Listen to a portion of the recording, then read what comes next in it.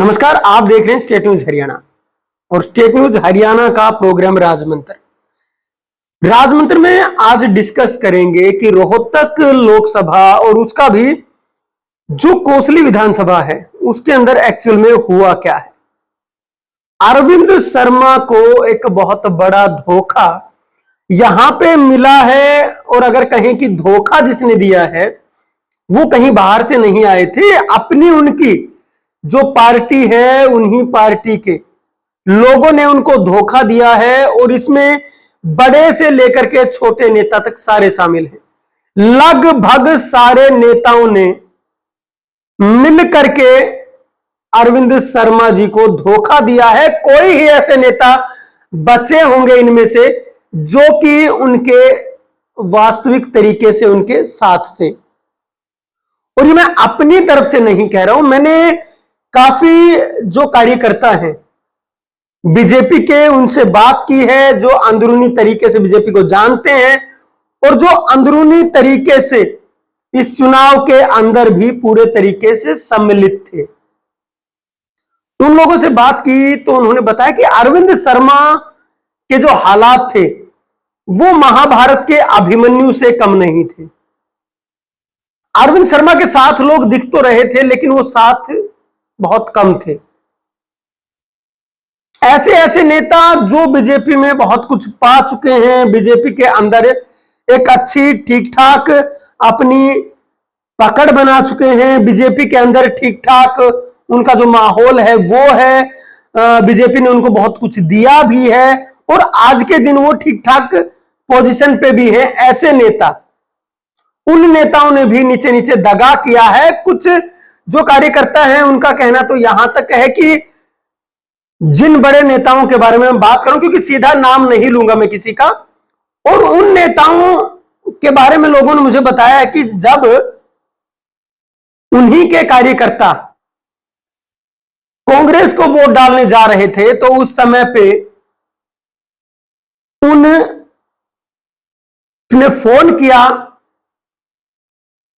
उस नेता को और उसको बताया कि आपके कार्यकर्ता जो हैं वो कांग्रेस का प्रचार भी कर रहे हैं और कांग्रेस को वोट भी डालने वाले हैं, तो आप उनको समझाएं, आपके कार्यकर्ता हैं, आप बीजेपी के नेता हैं।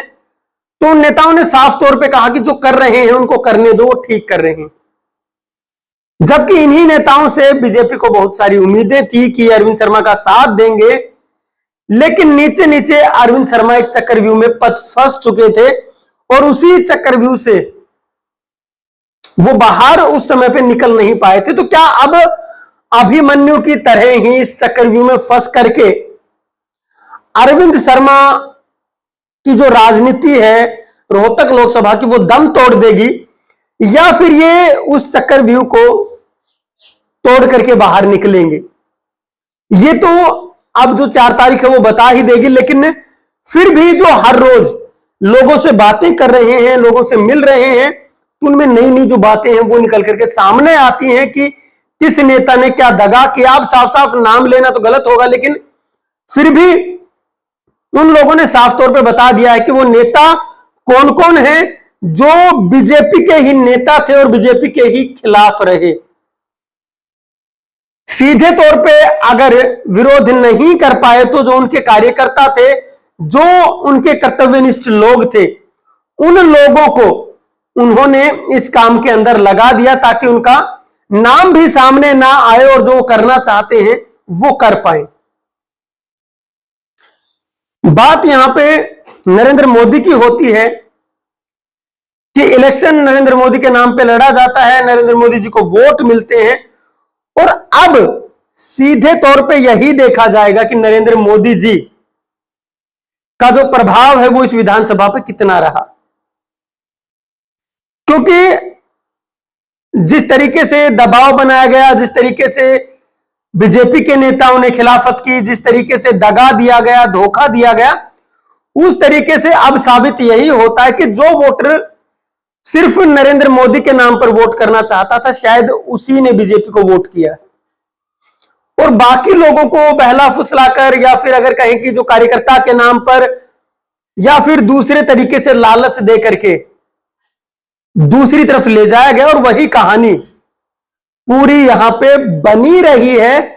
जो लोगों ने कई बार इस चीज को बताया भी है, जगह जगह पे जब जाना हुआ तो वहां पे सिर्फ अगर बात करें कि कोई 2-4 कार्यकर्ता नहीं, बल्कि बल्क में ऐसे कार्यकर्ता हैं जिन्होंने इस चीज को कंफर्म किया कि हां ऐसा हुआ है।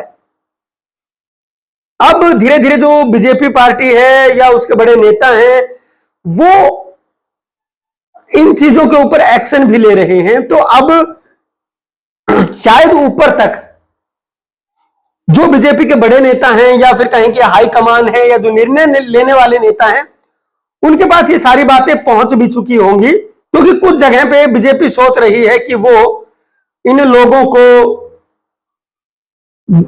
जो एक्शन है वो लेगी इन लोगों के ऊपर, और इन लोगों को चुनाव के बाद में सभी को देखा जाएगा कि कौन कौन वो नेता थे या कौन कौन वो लोग थे। क्योंकि काफी जिलों के अंदर ये चर्चाएं हो भी चुके हैं और काफी जिलों के जो जिला अध्यक्ष हैं उनकी मीटिंग भी हो चुकी है, और उनमें अब कौन कौन शामिल है वो तो साफ तौर पे कार्यकर्ता बता ही देंगे। लेकिन जो कार्यकर्ता जमीन पे काम कर रहा था उसको इस चीज से बड़ा ही दुख हुआ है अगर बीजेपी की बात करें तो।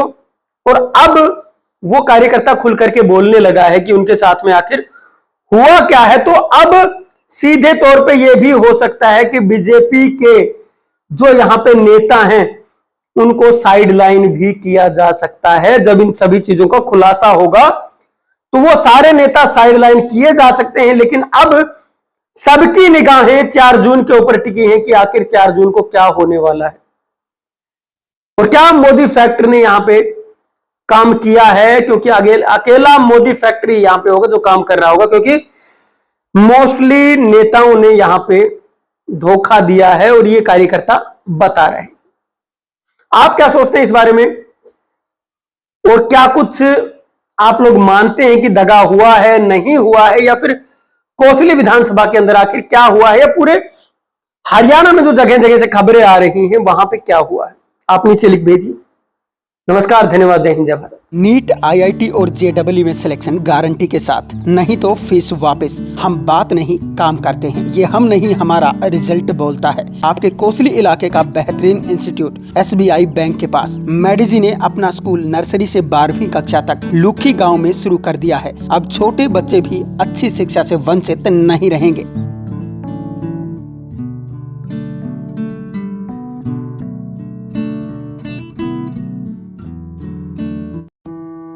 छब्बीस सालों का अनुभव अब संवारेगा आपके बच्चे का भविष्य। श्री भगवान जी लाए हैं डहीना एरिया के लिए बेहतरीन शिक्षण संस्थान Lord Krishna senior secondary school. आपके नजदीकी गांव निमोट में अब होंगे आपके बच्चों के सपने साकार।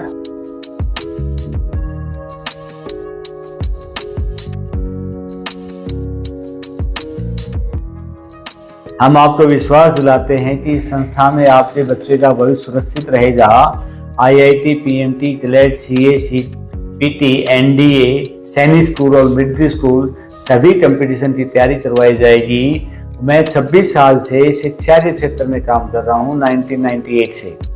मैं पहले भी 2 संस्थाएं अच्छी चला रहा हूँ, ये तीसरी संस्था लेके हम भविष्य में आपके बच्चे का भविष्य बना के चलेंगे। और जितने भी कंपटीशन टेस्ट हैं हमारे पास जो विद्यार्थी आए उसको संस्कारवान बनाएंगे, चरित्रवान बनाएंगे।